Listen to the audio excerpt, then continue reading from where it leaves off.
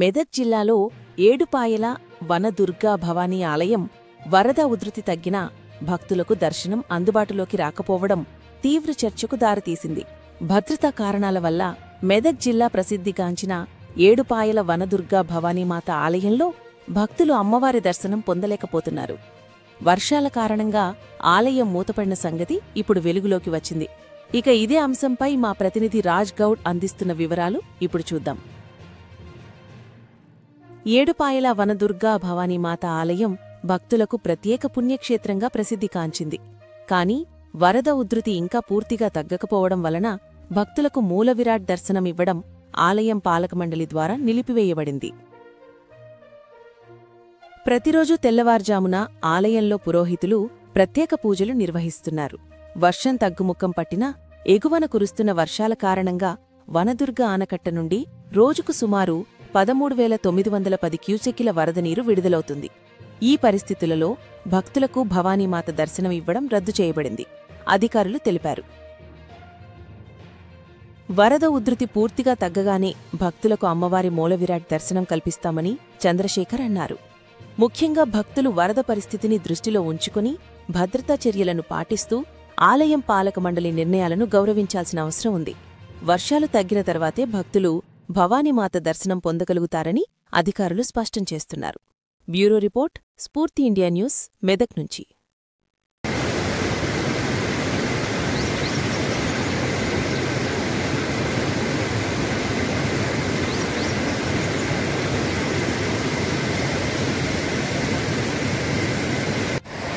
बाबू है